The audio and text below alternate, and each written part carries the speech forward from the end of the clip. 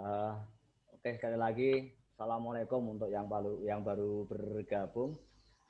Sebelum kita mulai, sekalian, mari kita berdoa menurut agama kita masing-masing. Bagi yang beragama Islam, kita mulai dengan baca basmalah. Bagi yang non-Muslim, menyesuaikan. Kita mulai dengan baca basmalah bersama-sama sekalian. Bismillahirrahmanirrahim. Bismillahirrahmanirrahim. Bismillahirrahmanirrahim. Oke. Kalian nanti mic-nya tolong semua dimatikan dulu. Jadi kalau Bapak menyebut salah satu baru mic-nya diaktifkan begitu ya, biar suaranya tidak terganggu suara di sekitar kalian. Oke. Sekali lagi, nanti ketika Bapak mulai presentasi, tolong mic-nya dimatikan dulu. Nanti yang Bapak panggil saja yang mengaktifkan mic-nya. Baik sekalian, hari ini kita akan berdiskusi mengenai gerak melingkar. Ini bagian gerak yang terakhir yang akan kita pelajari. Setelah kita belajar tentang GLB, GLBB, kemudian gerak vertikal, kemudian gerak parabola, dan ini adalah gerak yang terakhir, yaitu tentang gerak melingkar.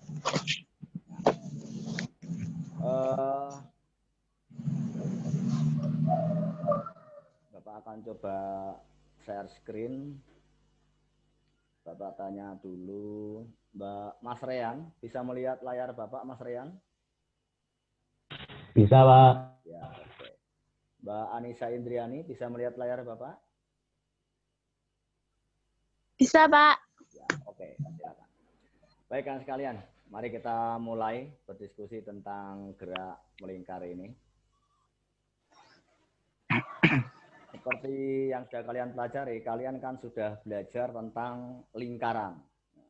Sebelum kita berbicara lebih jauh tentang gerak melingkar ini, Bapak tanya dulu, satu lingkaran atau satu putaran lingkaran itu ada berapa derajat, Mbak Nabila?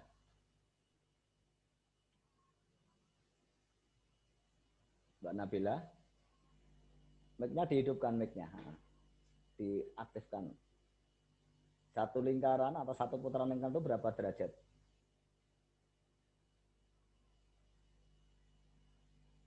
Mbak Nabila bisa mendengar? Mbak Devi Seviani? Satu lingkaran itu berapa derajat, Mbak Devi? Mbak Devi Seviani? Hilang? Oke. Mbak Siti Fatimah? Satu lingkaran itu berapa derajat, Mbak Siti Fatimah?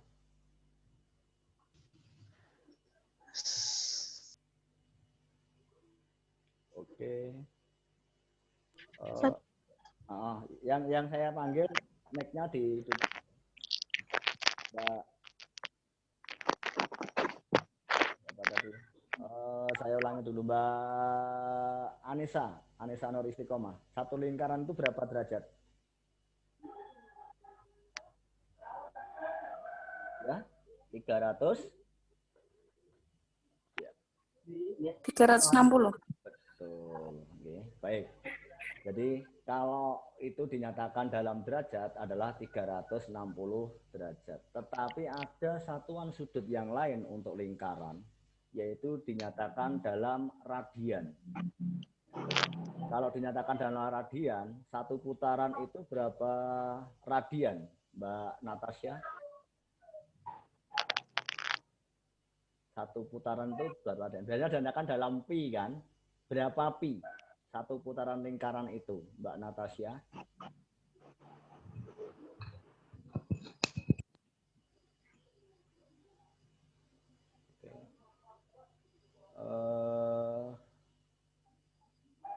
Mbak Septika, satu putaran lingkaran itu kalau dinyatakan dalam radian, biasanya kan dinyatakan dalam pi radian begitu kan. Berapa pi, Mbak Septika?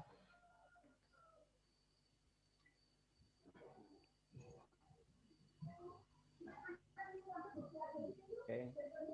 Mbak Ruli mungkin?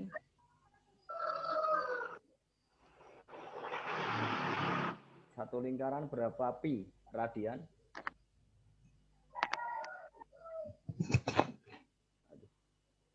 tolong yang Bapak sebut diaktifkan ya.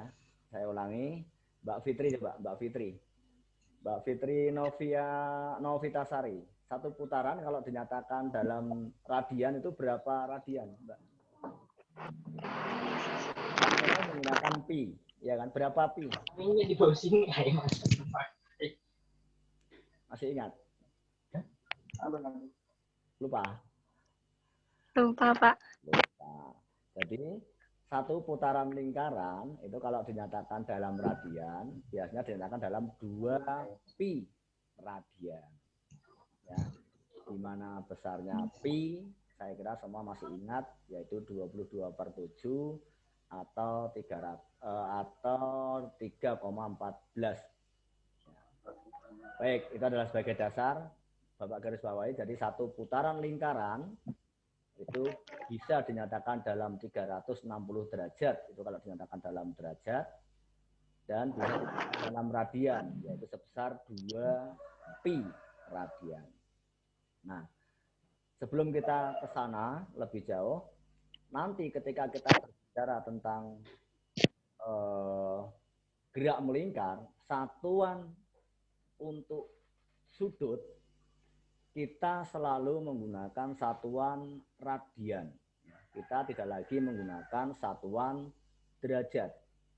Sehingga nanti kita akan menggunakan satuan radian. Atau biasanya dinyatakan dalam pi radian. Selanjutnya anak sekalian, tujuan pembelajaran kita hari ini nanti ada 3, yaitu Bapak harapkan nanti setelah ini kalian memahami tentang frekuensi dan periode pada gerak melingkar itu apa.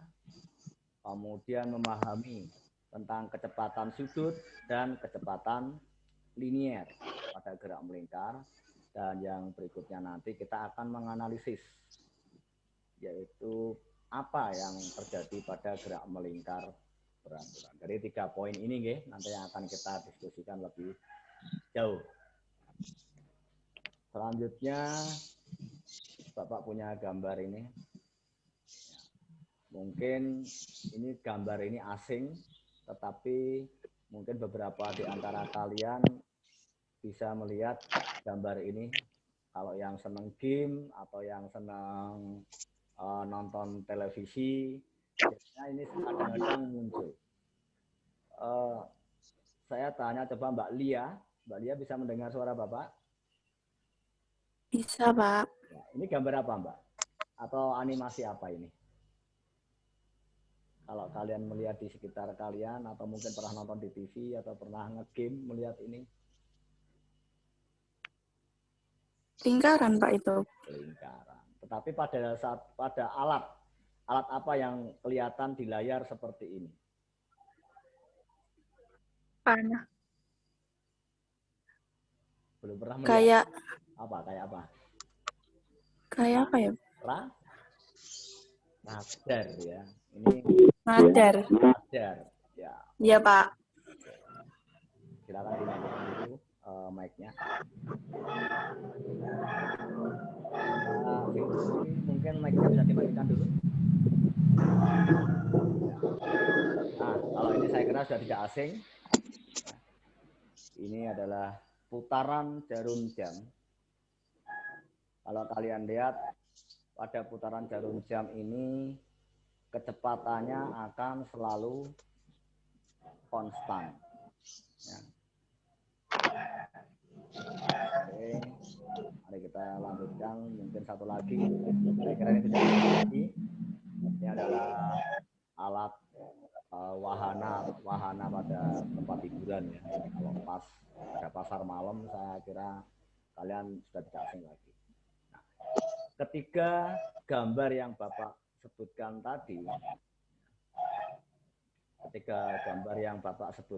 tadi, ini dan ini, itu semua merupakan fenomena atau gejala-gejala pada gerak melingkar beraturan. Nah, sekarang, apa itu gerak melingkar beraturan? Kita akan definisikan. Gerak melingkar beraturan, ini yang penting, kalian harus memahami ini. Yang pertama, dia merupakan gerak pada lintasan melingkar atau bagian dari lingkaran. Jadi tidak harus satu lingkaran penuh ya. Misalkan dia beberapa derajat pun itu bisa dianggap sebagai bagian dari gerak melingkar. Tetapi gerak melingkar yang akan kita diskusikan di sini adalah gerak melingkar yang istilahnya yang beraturan. Maksudnya beraturan adalah dia memiliki kelajuan yang tetap. Selanjutnya, pada gerak melingkar beraturan, dia memiliki kecepatan linier yang tetap. Nah, apa itu kecepatan linier? Nanti akan Bapak tunjukkan. Tetapi vektornya, arah vektornya itu berubah-ubah. Coba garis bawahi. Kecepatan gerak melingkar, kecepatan liniernya selalu tetap, tetapi vektornya berubah-ubah. Tolong diingat ya, pengertiannya gerak melingkar itu apa, kemudian bagaimana dengan arah kecepatan dan besarnya. Coba lanjut. Ini anak sekalian, kita akan mulai berbicara dulu tentang kecepatan sudut pada gerak melingkar. Jadi kecepatan sudut itu apa? Yaitu besarnya sudut tempuh per satuan waktu. Selanjutnya dinyatakan dalam radian per sekon. Besarnya kecepatannya dinyatakan dengan simbol omega. Ya, ini bacanya bukan W ya, tapi omega. Yaitu besarnya sudut tempuh, anggaplah dia menempuh dari A ke A aksen ini, kalau kita ukur sudutnya adalah theta, dan dia menempuh waktu dalam waktu T, maka dia dinyatakan dalam theta per T. Itu kalau dia menempuh sebagian saja. Tapi kalau dia putarannya penuh dan memerlukan waktu periode T, maka tadi sudah kita singgung di depan bahwa satu putaran penuh ini dinyatakan dalam 2pi.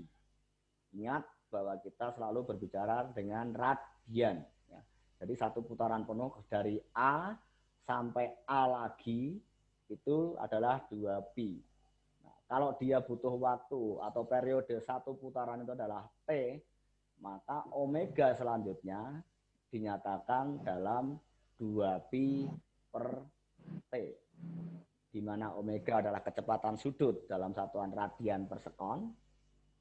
Kemudian T besar nggih, hati-hati. Ketika kita berbicara di sini, T-nya T besar adalah periode. Dan pi, masih ingat, ini besaran konstan 3,14 atau 22 per 7. Sampai di sini dulu tentang konsep kecepatan sudut. Bahasa sederhananya pokoknya sudut tempuh dibagi waktu, itu namanya kecepatan sudut. Selanjutnya dinyatakan sebagai 2pi per T, di mana 2pi itu adalah satu putaran penuh, T adalah periode. Apa sih periode itu? Periode adalah waktu untuk menempuh satu putaran. Sampai di sini Mbak Galuh bisa memahami, Mbak Galuh? Mas, Pak.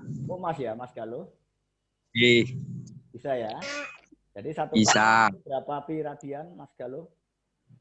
2pi. 2pi. Waktu untuk menempuh satu putaran namanya apa? Radi. Ayo, waktu untuk satu putaran tadi. Periode ya. Ya, omega atau kecepatan sudut nanti dinyatakan sebagai 2pi. Kita lanjut ya. Ini tentang kecepatan sudut. Nah, selanjutnya akan nanti kita bahas tentang kecepatan liniernya atau biasa disebut dengan kecepatan tangensial. Sebelum Bapak ke sana, ini yang Bapak katakan tadi anak-anak sekalian. Kecepatan linier itu adalah kecepatan yang arah vektornya selalu arah dengan garis ujung lingkarannya. Ini arahnya ke sana. Sedangkan ketika ke sana, di sini arahnya ke sana. Nah, ini adalah vektornya. Tetapi besarnya V ini selalu tetap. Itulah tadi yang Bapak katakan, bahwa besarnya kecepatan linier tetap, tetapi arah vektornya berubah. Karena lingkaran ini, kalau di sini berarti ke sana, kalau di sini ke sana kan gitu. Nah, apa itu kecepatan tangensial atau kecepatan linier? Kecepatan linier dinyatakan sebagai, hati-hati, panjang lintasan atau busur lingkarannya ini.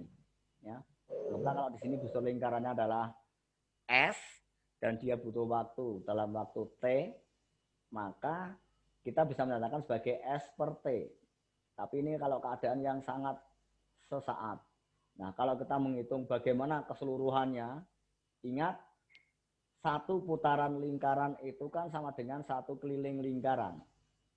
Nah, satu keliling lingkaran dinyatakan dalam 2pi kali R, begitu kan? Nah, kalau waktu tempuhnya adalah T, satu putarannya atau periodenya adalah T, maka kecepatan tangensialnya dinyatakan sebagai 2pi R, ini adalah kelilingnya ya, per T periodenya. Kecepatan, maaf ini kecepatan tangensial ya, nanti bukan kecepatan sudut tapi kecepatan tangensial, dinyatakan dalam meter per sekon. Bapak perbaiki dulu saja ya. Ini adalah kecepatan linier atau kecepatan tangensial. Ya.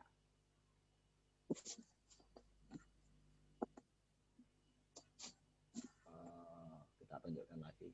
Oke. Ya. Atau kecepatan tangensialnya dinyatakan dalam meter per sekon, kemudian panjang lintasan dan seterusnya. Ingat, R adalah jari-jari lingkaran. Sampai di sini saya tanya Raditya Rosadi, Mas ini ya, Mas Raditya bisa memahami Mas tentang kecepatan tangensial atau kecepatan linier?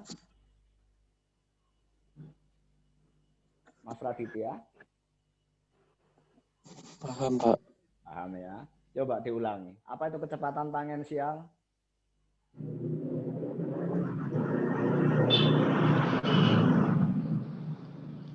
Apa kecepatan tangensial, Mas Raditya?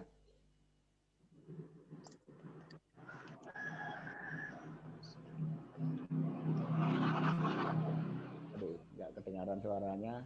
Mbak Nur Fadilah, apa Mbak? Ya, Kecepatan tangensial?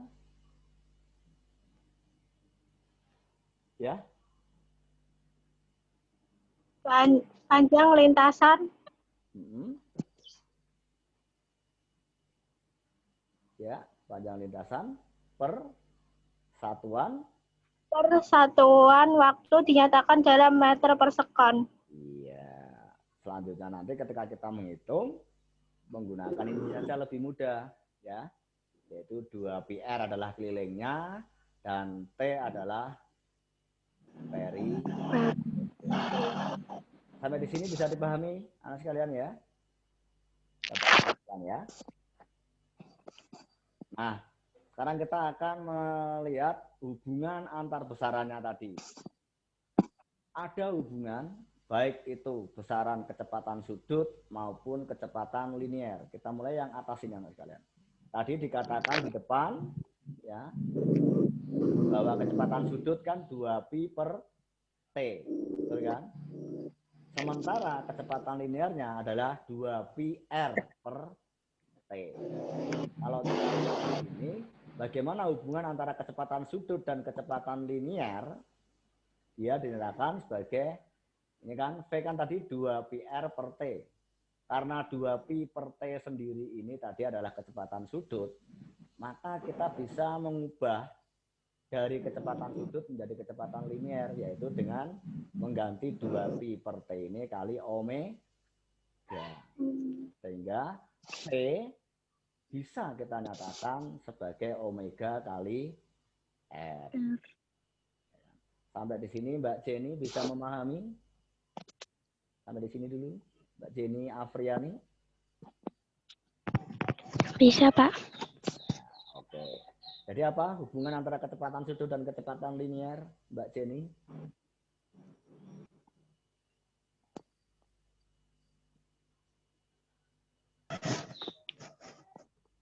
Ya, dihidupkan saja mic-nya.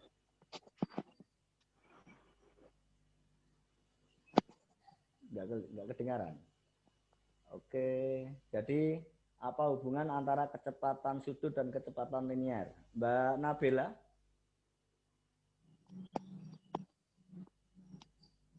Mic-nya dihidupkan Mbak Nabila. Tadi ini kan, bahwa kecepatan linier adalah, oke mungkin Mbak Nabila agak ngelek suaranya. Mbak Natasha, apa hubungan antara kecepatan sudut dengan kecepatan liniernya? Mbak Natasha Rahma.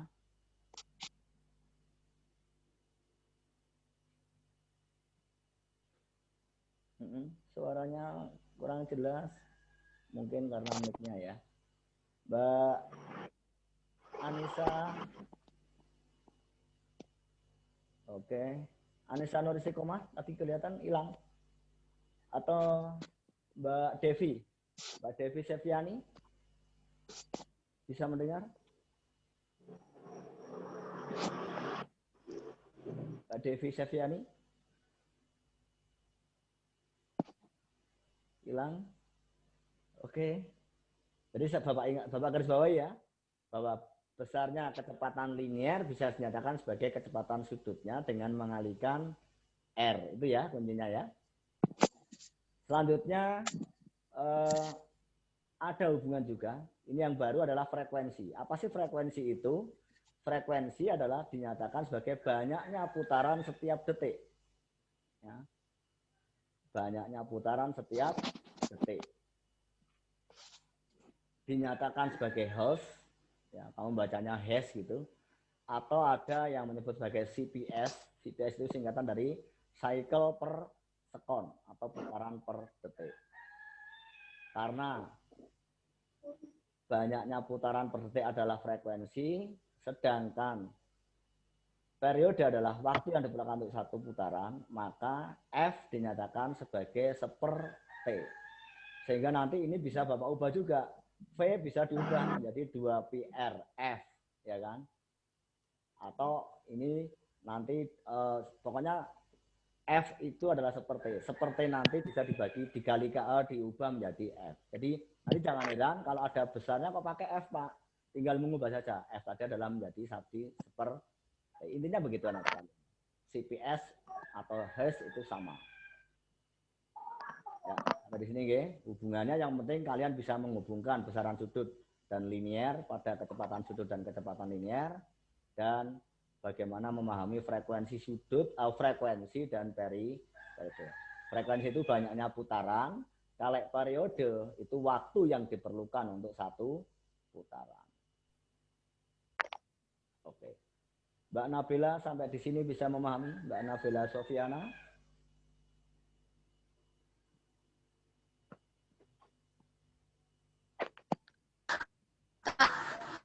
Bisa. Mbak Siena? Bisa memahami? Bisa? Hubungan ini? Belum. Belum. Bapak ulangi ya.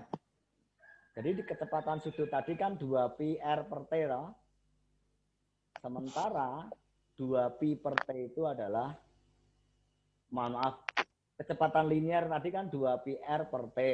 Sementara 2pi per t tadi kan omega. Sehingga kecepatan linier bisa kita nyatakan dalam kecepatan sudut dengan mengalihkan jari-jarinya. Atau boleh dikatakan V sama dengan omega kali R, gitu ya. Yang kedua, hubungan antara frekuensi dan periode. Frekuensi itu banyaknya putaran setiap detik, periode tadi di depan adalah waktu yang diperlukan untuk satu putaran. Sehingga F bisa dinyatakan sebagai seperti atau seperti dinyatakan sebagai F. Sehingga nanti besaran-besaran T ini bisa dirubah menjadi F, asalkan kalian tahu bagaimana hubungan antara F dan T besar tadi. Sampai di sini, Mbak Natasha, bisa memahami? Oke, mungkin akan lebih mudah kalau kita lanjutkan ke contoh soal saja. Contohnya ini anak sekalian. Ya. Contoh sebuah roda dengan jari-jari, Bapak perkecil dulu aja. Dengan jari-jari 50 cm, kemudian dia berputar 10 putaran per detik. Bapak tanya dulu, ini apa? Jari-jari itu simbolnya apa tadi? Mbak R. R ya? R. Tuh. R. Kalau ini frekuensi tadi putaran F. ya, F ya, betul. Coba kalian tentukan berapa kecepatan sudutnya. Tadi ingat tadi kecepatan sudut bisa kita hitung. Kemudian berapa kecepatan liniernya dan berapa jarak tempuhnya. Mari kita lihat bagaimana penyelesaian soal ini. Nanti bisa kalian ambil di classroom ya. Bapak hanya menyampaikan saja supaya waktu kita lebih efektif. Nah ini, kecepatan frekuensi tadi adalah 10 cps atau 10 Hz. Sementara R-nya tadi kan 50 cm kan. Ini harus diubah dulu menjadi setengah meter. Ya. Karena kita nyatakan dalam satuan meter. Sementara waktu T, ingat T di sini ini bukan periode ya nak, tapi T kecil.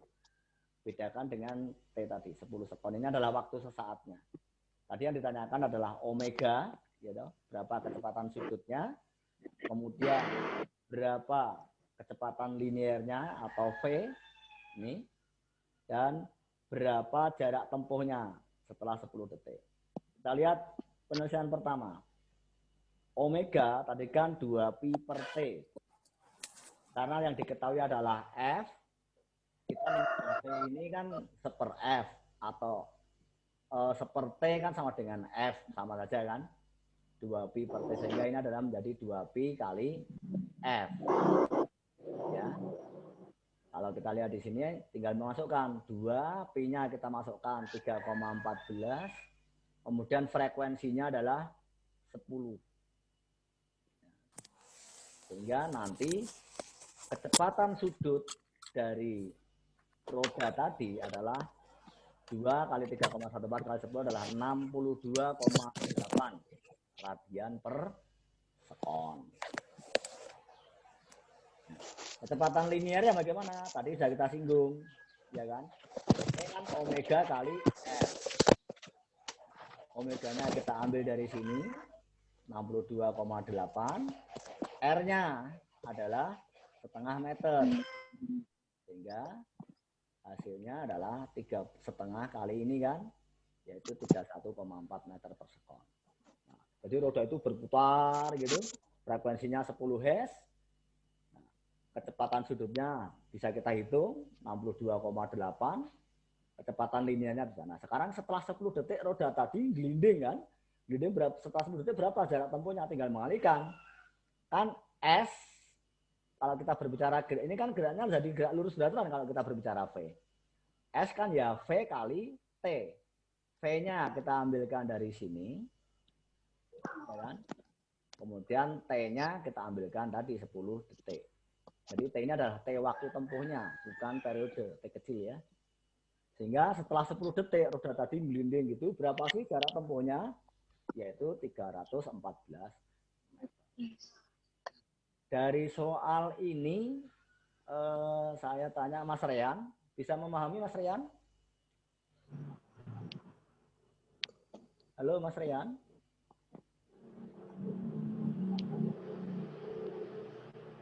Oke, mic-nya dimatikan. Halo Pak. Ya, bisa memahami bagaimana menyelesaikan soal ini? Insya Allah. Bisa ya. Mbak Destri? Mbak Destri bisa memahami? Insya Allah, Pak. Tenang nih, nggak bingung ya? Oke. Enggak. Mbak Bulan? Bulan Yulita Sari? Bisa memahami Mbak Yulita? Mbak Bulan Yulita Sari? Oke. Mbak Lutfia? Mbak Lutfia bisa memahami penyelesaian soal ini? Oke, satu lagi. Mbak Siti Fatimah? Bisa? Insya Allah, Pak. Ya, baik. Demikian anak sekalian, tadi ini kita sudah memahami Bapak Kerjawain ya. Jadi yang penting kalian tahu apa itu gerak melingkar beraturan, bagaimana kecepatan sudutnya, bagaimana kecepatan tangensialnya, kemudian kita mencari hubungan antar besarannya, ya.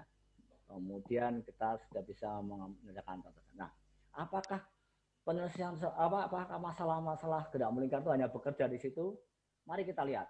Ternyata anak sekalian, gerak melingkar ini menjadi prinsip utama pada suatu sistem yang lebih kompleks, yaitu pada mesin. Anda perhatikan, ya, sistem mekanik yang ada di sekitar kita. Ini kan kalau di sekitar kita kelihatan ini apa nih? Ini kan gear ini rantai kan. Ini bekerja pada apa? Sepeda motor, bahkan mesin motor konvensional yang masih menggunakan ini kan kamrat, kalau kamu mengatakan sebagai kamrat kan, menggunakan sistem pemindahan gerak melingkar. Ini juga kelihatannya hanya dua buah roda ya yang saling bersinggungan, tetapi sistem-sistem mesin mekanik kita itu banyak menggunakan sistem-sistem ini. Nah, konsep ini yang disebut sebagai pemindahan gerak melingkar. Maksudnya memindahkan dari satu gerak melingkar yang satu ke gerak melingkar yang lain. Ada dua cara memindahkan gerak itu. Yang pertama adalah dengan menggunakan garis singgung atau menggunakan sabuk. Ya, ini yang dihubungkan garis singgungnya, ini menggunakan singgungannya, ini juga menggunakan singgungannya. Nah, pada konsep ini supaya ini tidak selip, ya, ini kecepatan linear sistem harus sama. Jadi artinya kalau ini muternya omega 1 kali R1, yang ini juga